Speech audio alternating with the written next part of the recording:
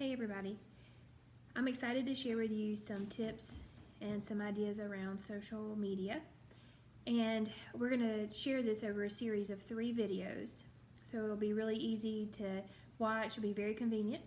So the first video is going to make sure that all of your social media tools that you're using and the apps that you're using and your page are all up to speed, and we're going to share some tips and tricks to make life a little bit easier when it comes to social media.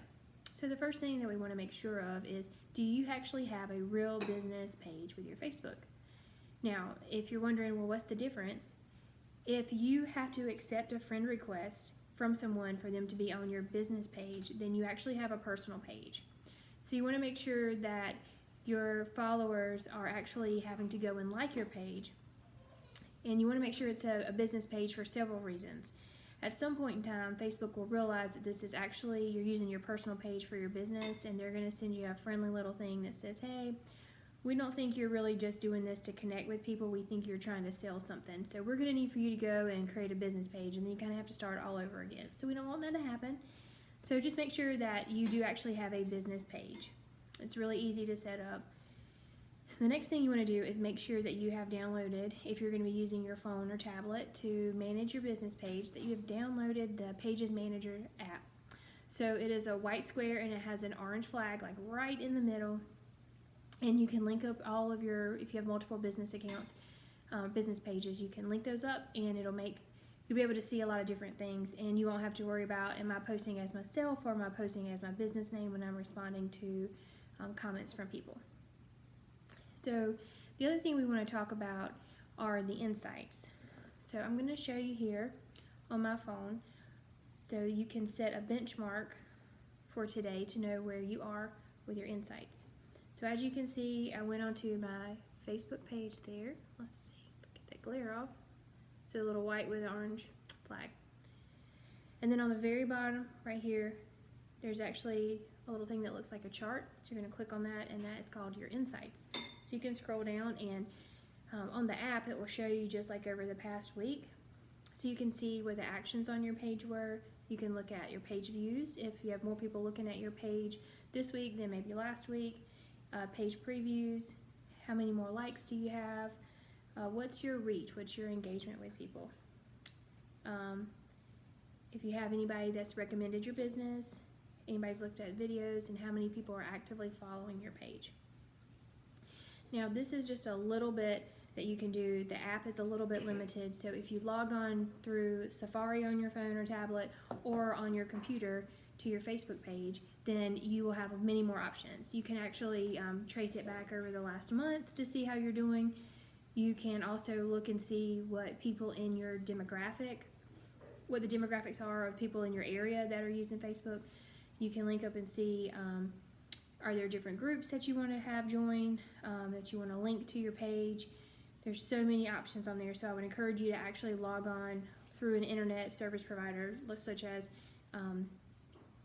like Google Chrome or Internet Explorer, and make sure that you're really being able to look straight on the website at your Facebook page and all the insights on there, because it's very, very insightful information. So what I would encourage you to do today is to actually look at your insights, and you can screenshot it on your phone just so you have a record of where you are, because after you complete this video series, and if you actually do the 90-day plan, the numbers are going to go way up. So you just want to make sure that you actually have a benchmark for you. So the next thing we want to talk about is, what is your goal with social media? What do you hope to achieve? Is it to just get more people aware of your business? Are you new? Are you starting out? Is it to get more followers on your page? Or is it to sell? So really you need to take a little bit of time and really sit down and think about what it is that you're trying to achieve through social media. Are you trying to direct people back to your website where they can purchase things? Are you trying to sell directly on Facebook? There's so many options, and you just want to really hone in on what you at first want to accomplish. So let's talk about followers. So many of you are probably like, oh, I need more people to follow my page. Okay, well that's great. Well, how many people do you think you need to follow your page? I would encourage you to really look and see, about how many people you interact with on a monthly basis. And so it should kind of give you an indication of about how many people you really need. we used to have this school of thought that it was all about the numbers. So we want to get to 3,000 likes, we want to get to 5,000 likes, we want to get to 10,000 likes. Okay, well that's great, but if you're operating a business out of Hartsville, South Carolina, and you're not servicing any kind of customers on the West Coast and you have no desire to do that, what if half of your followers are on the West Coast? Or what if your followers don't really meet your demographics? So what if you have a women's clothing store and all of your followers are men?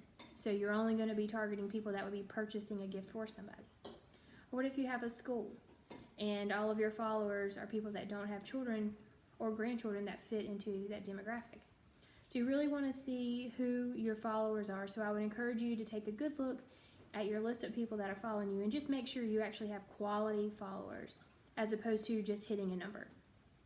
For instance, in our business, we have some people that we've met that are educators in our area or for our brands, or we have people that maybe, I know there's people that own some salon companies in Washington State.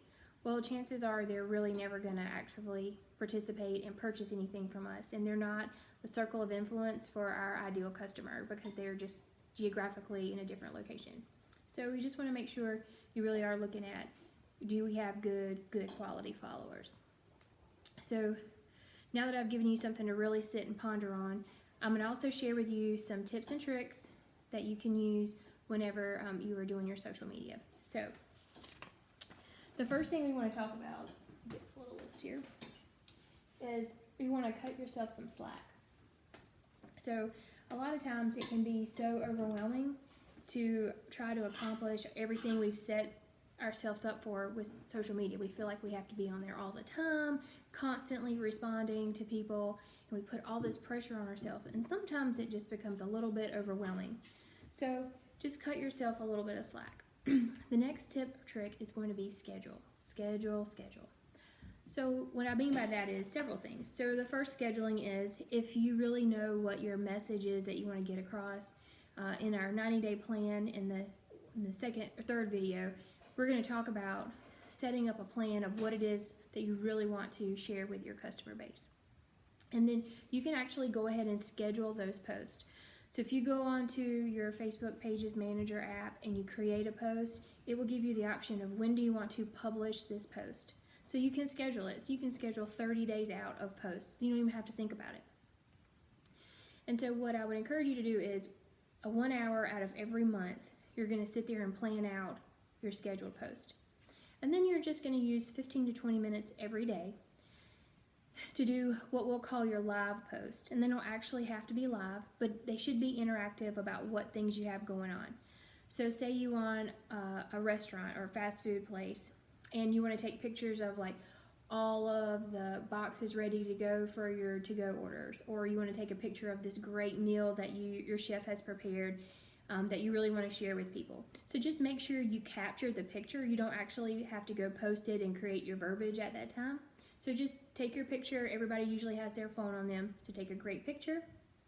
And then just have that 15 or 20 minutes of time every day, and you can set it aside. It can be in the morning or it can be in the afternoon. And that's when you actually are going to do your live post. So with your live post, it's just really showing people, like letting them interact with you and really feel like they experience and they've connected with you. And so that they know, or they feel like they know what you all do on a daily basis. And so you can post those on your story, which is the new thing that's going on Facebook. And so if you have a personal Facebook page, you'll see all the stories on the top. Well, you have the option to post to your story as well on your Facebook business page. So just keep in mind that the story posts are really just quick click-through pictures that people are doing. If somebody comments on that, it's actually going to go to a message for you. So it really doesn't help out with necessarily like engagement and full interaction with comments. However, it does just keep things kind of fresh in their mind. You also will have the option to also post it to your page. So maybe, during the day you took a picture of a shipment that you got in of new clothes or new shoes. And so maybe you don't want to have that show up on your page. You have the option to just put it on your story. So 15 to 20 minutes every day, that's going to be posting to your story, and then you're going to comment on anything that anybody has interacted with you. Now, obviously, if you are trying to fill a spot for an appointment that day, or if you're trying to sell something that day, you want to make sure you're interacting through the day. However, if it's just something where people are saying, we love this or we love your store, just make sure you're commenting during that 15 to 20 minute time. That way you're not just boggled down with all of the stuff with social media. So let's talk quickly about your comments. So it used to be okay for you just to say, hey, I'm going to like your comment and just hit the little like button.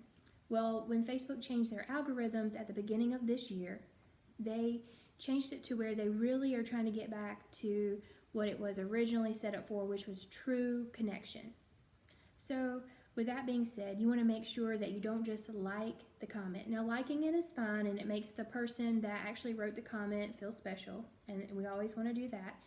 However, if you could write 4 words or more as a comment in a reply to the other person's comment, it makes it appear in the Facebook algorithm, and as far as Facebook is concerned, you're actually interacting with these people.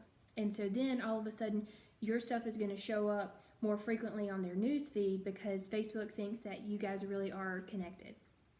So really simple, 4 words or more. Some examples of that would be, what size do you have? And so instead of saying small, you could say, oh, Miss Smith, we have a small still available. Or you could even just say, we have a small still available. Somebody says, how much is this? You don't want to just say $10. You want to say, oh, well, this beautiful blue dress is available for $10. So just make sure it's 4 words or more. That way it shows up. Another thing we want to talk about is your hashtag farm. So many of you are probably like, what in the world is going on with this hashtag farm? So your hashtag farm, you can save that on, if you have an iPhone, there's a Notes app. You can save on there all the hashtags that you normally use. So maybe you have some hashtags for vendors, or maybe you have, like your local hashtags. So you want to make sure you save that, because I don't know about you, but nothing is more aggravating than me trying to type all these hashtags at the end of a post. So what we do is we just copy and paste, and then you can delete out quickly the ones that you don't really feel like they fit for that post.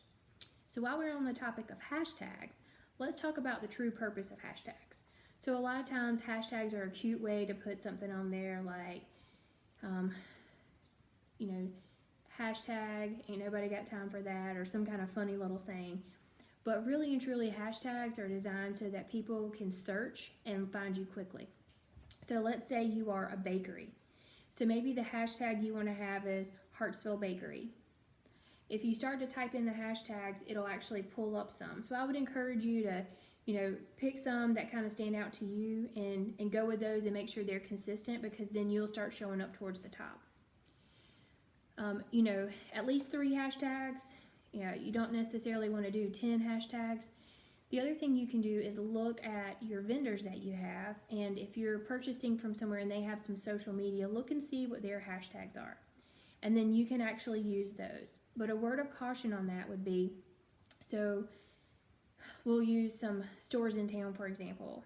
So say I got a cute pair of earrings on. I take a picture of myself and I want to tag everybody in it that the outfits came in. So maybe my earrings came from Moggs, and my top came from Mahalo Reese, and my pants came from Brandy's, and my shoes came from Ray's Down South, or any of the other wonderful businesses that we have in our town. So if I hashtag all of those, you need to check and see what they typically do about reposting. Do they repost things that have multiple businesses tagged in them? I know a lot of vendors will not do that. So you want to think about that too. If you really are trying to increase your exposure with people that are already following a particular vendor, so maybe your dress that you're showcasing is a top by Jane Smith and it's hashtag Jane Smith.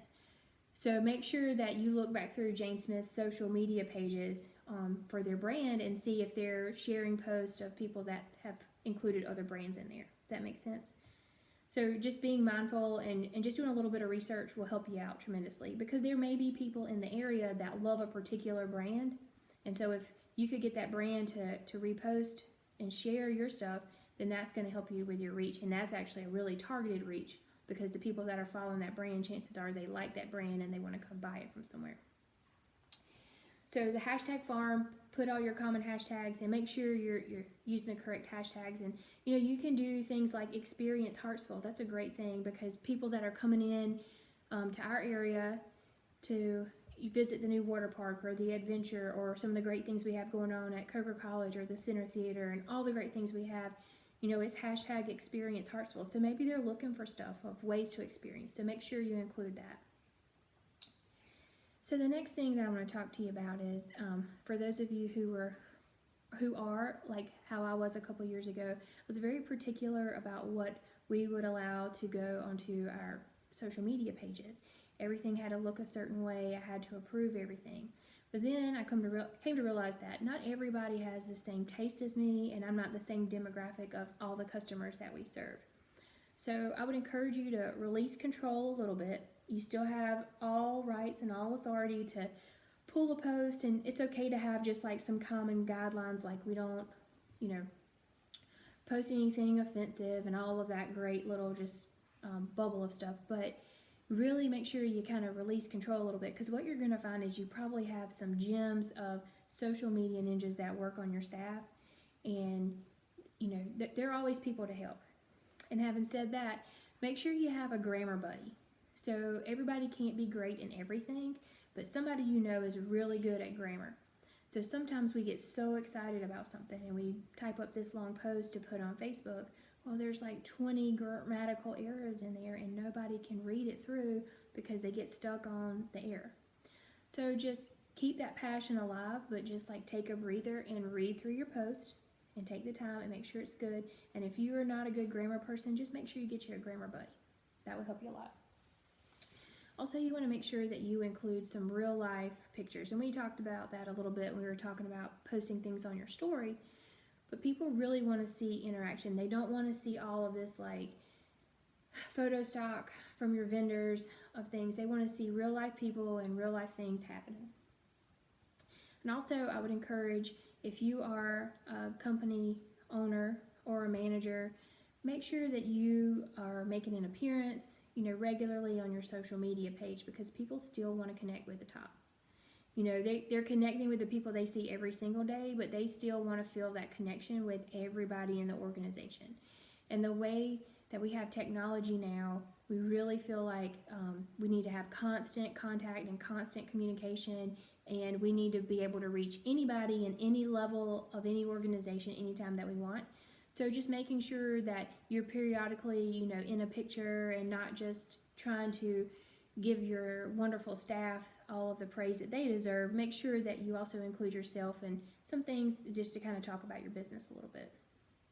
So those are kind of the tips and tricks that I had, and some things that you could do to make sure that you are operating at like full, with all the tools that you can have. And I look forward to seeing you in our next video.